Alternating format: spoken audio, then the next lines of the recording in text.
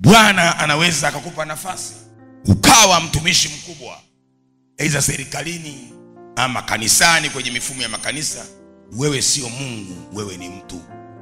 Kwa kwenye maisha yako usije ukatafuta watu wakuone kama Mungu, kwamba mpaka watu wakulambe miguu ndipo nawapa haki zao. Kuwa binadamu, kwa sababu Mungu wa mbinguni ni Mungu wa haki.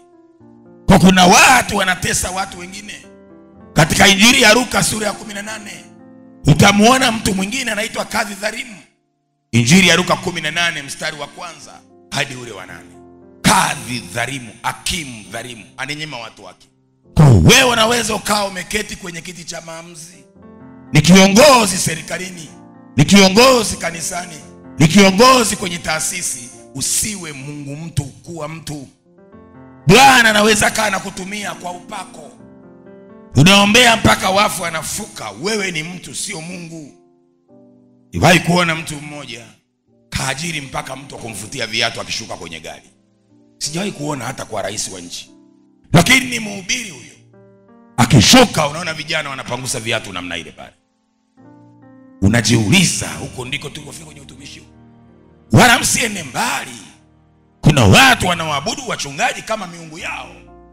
Kwa dada, baba, mama, usitengeneze mtu akawa Mungu. Mungu ni Mungu. Hata kama anakupa ugali asubuhi, jioni, mchana wako, mtu ni mtu.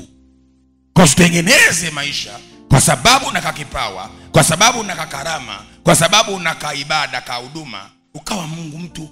Mfanye biashara, unapata hela, nataka watu wapange foreni wakusujudie, ndipo anapowasaidia. Hapana.